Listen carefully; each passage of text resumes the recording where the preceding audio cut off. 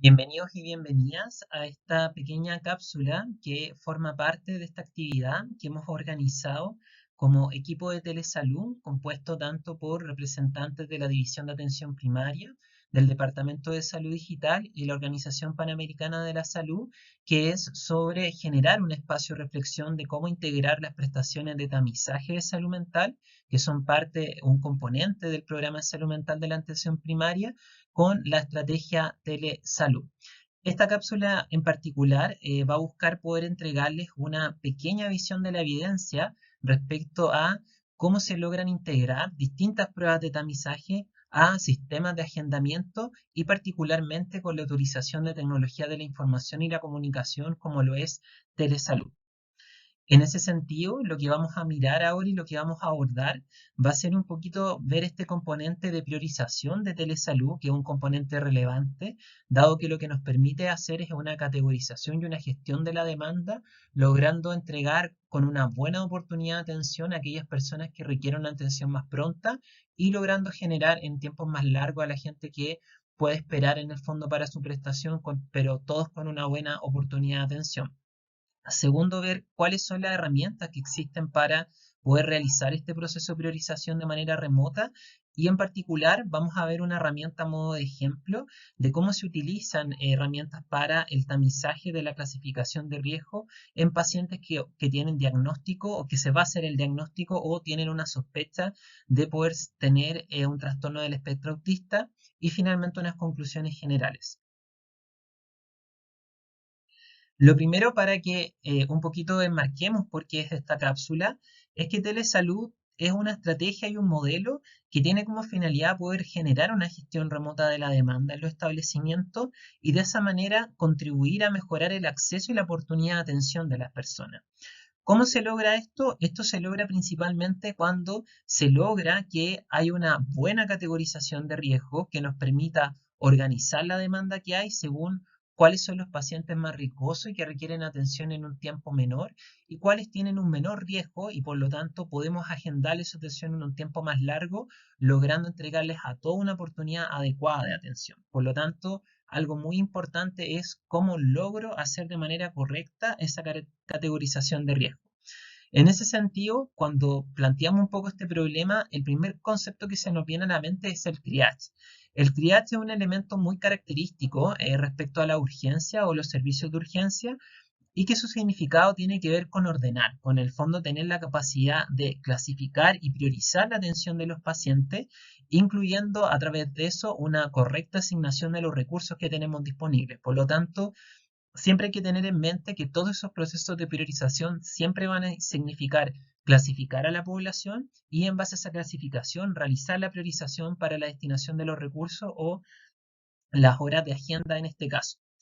En ese sentido, tenemos este pequeño esquema que me parece muy bueno para poder explicitar la idea de lo que significa en el fondo esta clasificación de riesgo, es que hay objetivos distintos para poder hacer esa clasificación. En el caso, por ejemplo, de la atención primaria, lo que nosotros queremos clasificar es a quienes se tienen que atender inmediatamente y cuáles son las prioridades para poder evaluar en el fondo esos distintos grupos de pacientes. Evidentemente, a dar modo de ejemplo, un paciente que tiene complicaciones cardiovasculares con altas cronicidades, por ejemplo, diabetes, hipertensión y dislipidemia, que presenta algún signo de descompensación de esas enfermedades de base, naturalmente va a necesitar una atención prioritaria en comparación, por ejemplo, de un usuario que tenga, por ejemplo, una cronicidad como una hipertensión y que en el fondo no presenta signos de descompensación. Por lo tanto, siempre el objetivo va a ser poder lograr esa organización. Para poder priorizar, hay varias habilidades que son importantes para los equipos de salud.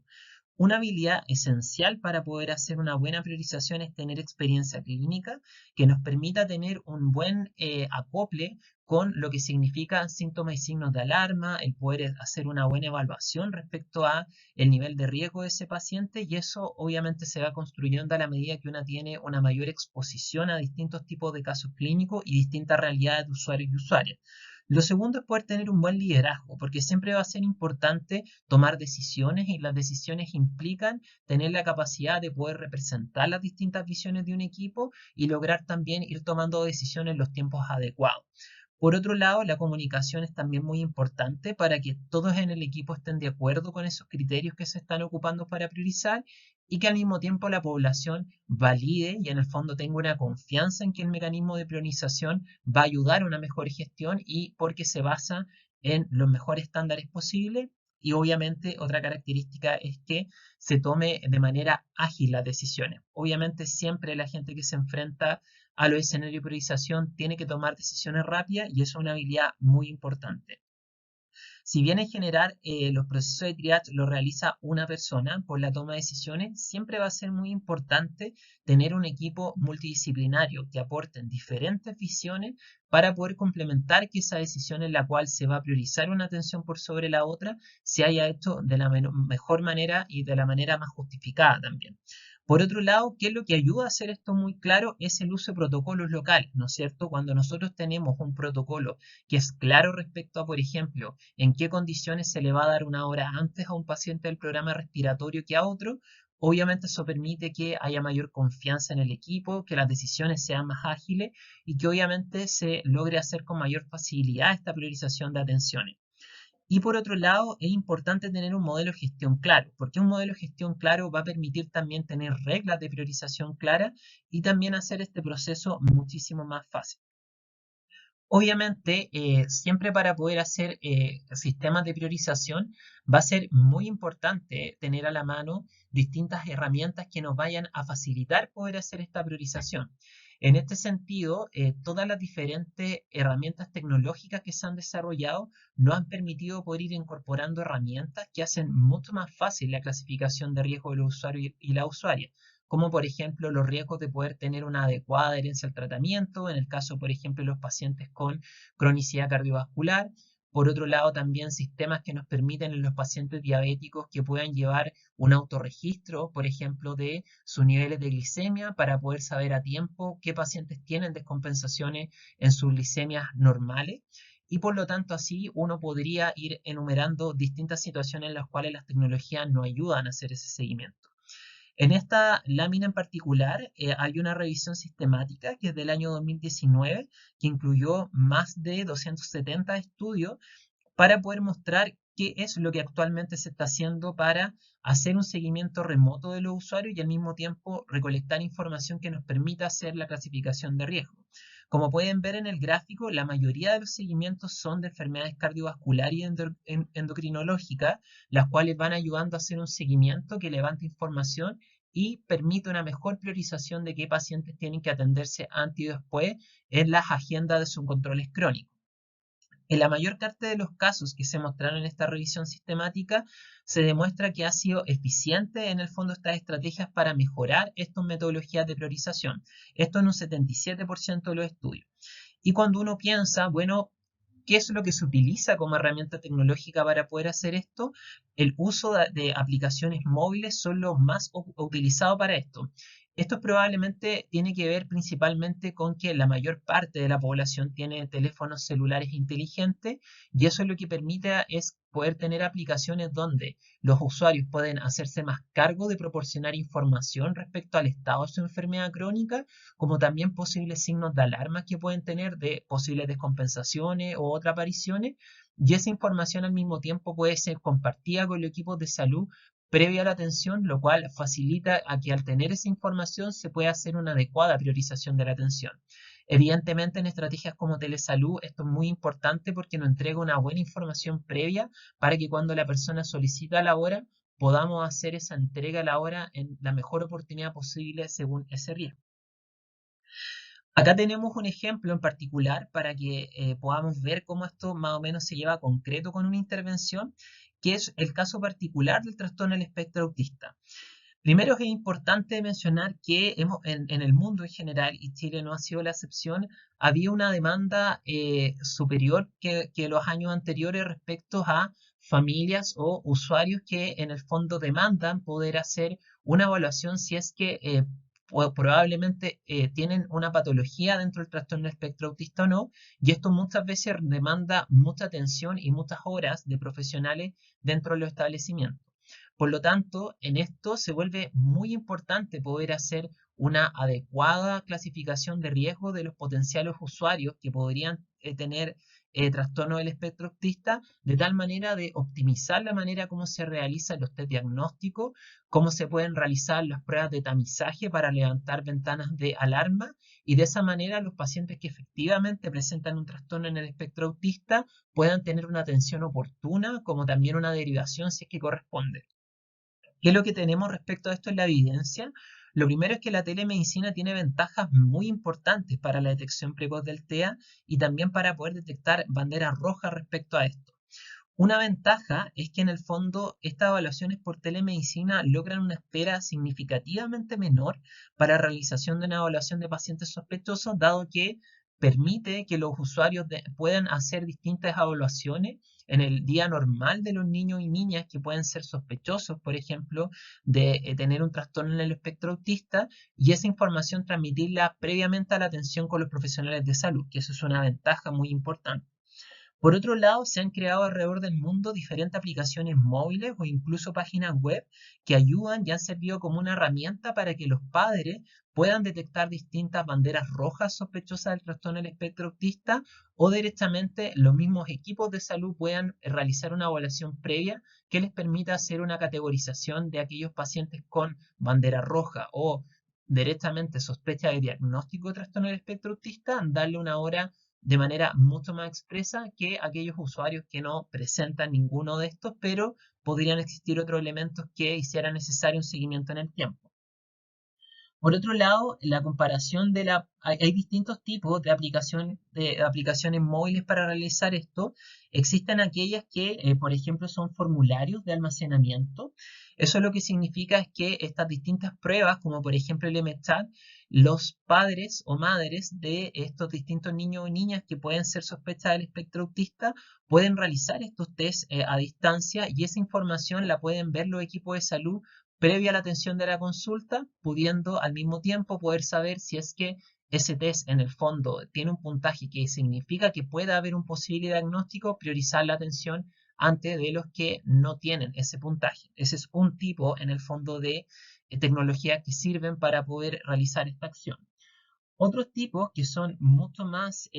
digamos, como un poco más profundos, son aquellos donde las personas pueden ir haciendo observaciones durante el día de los comportamientos de los niños y niñas, y poder ir anotándolas dentro de la aplicación de tal manera que se genera un muy buen registro de cómo el niño se comporta o la niña se comporta en distintos escenarios, y de esa manera poder ir evaluando si existen banderas de alarma o bandera roja respecto a la sospecha de diagnóstico, de tal manera que el equipo de salud la puede evaluar también previa a la intervención.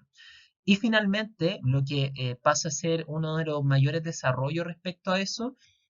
son sistemas que permiten en el fondo una videollamada para que los equipos de salud puedan coordinar un espacio, una consulta remota, en la cual le entregan previamente instrucción a los padres y madres para poder generar un ambiente propicio para la evaluación del menor, y de esa manera el equipo de salud pueda mirar en vivo en una sesión remota cómo el niño o la niña con la potencial sospecha de TEA podría en el fondo tener banderas rojas. Esto se hace en una videollamada en vivo. También se aprovecha generalmente en esta videollamada aplicar los instrumentos de evaluación, por ejemplo, a los padres, que son estandarizados, y de esa manera se evita la consulta presencial.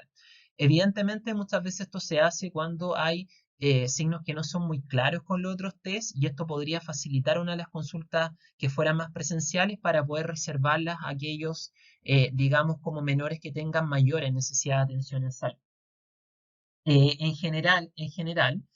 de estos tres tipos que yo les mencioné en el fondo de estrategias, los que tienen enfoque de aprendizaje automático son los que tienen en el fondo mayor sensibilidad y especificidad en el diagnóstico. Esto quiere decir que este último ejemplo que di, que son estas videollamadas en el fondo que se realizan para el diagnóstico y la sospecha, son los que han reportado una mayor precisión diagnóstica respecto a las personas que tienen o no banderas rojas de alarma. Por ejemplo, acá les traje un ejemplo de una de estas aplicaciones que son reportadas por la evidencia,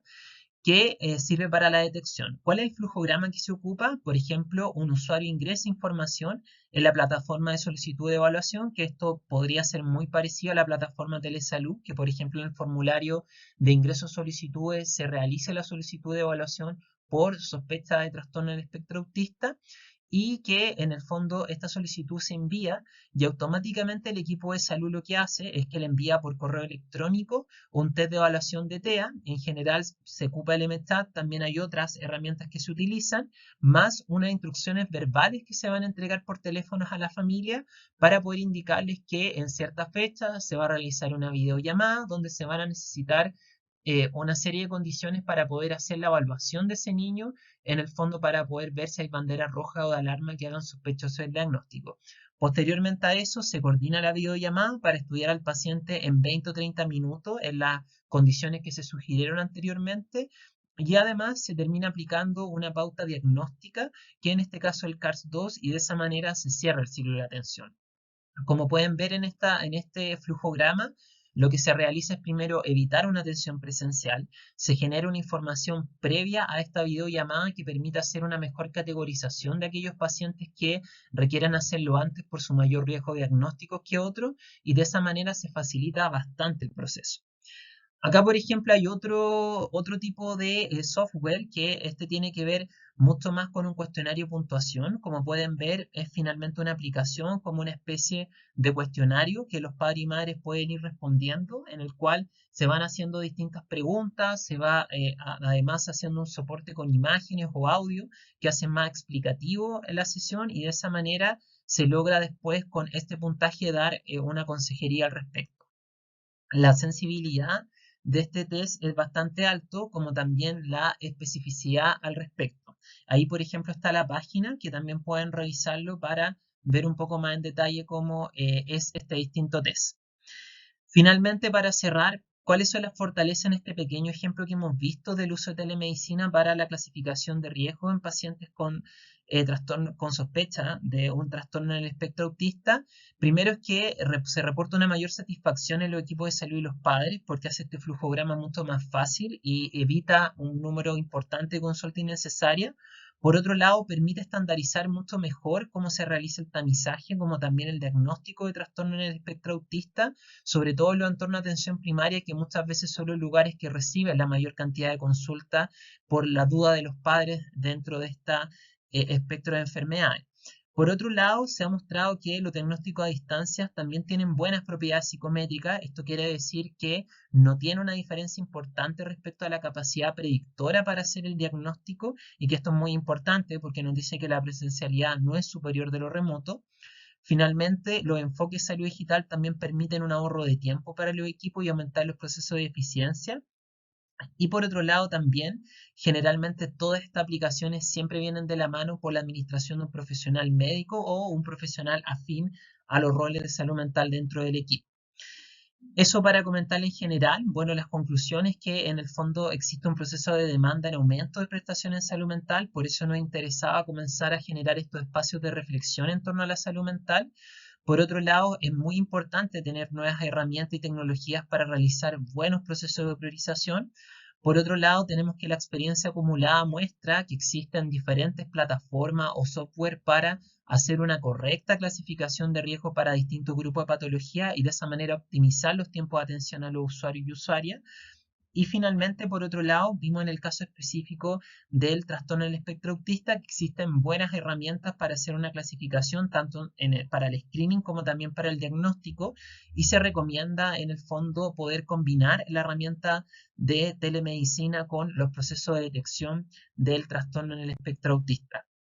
Eso sería esta cápsula. Muchas gracias por su interés y como siempre, muy bienvenido cualquier comentario. Que estén muy bien.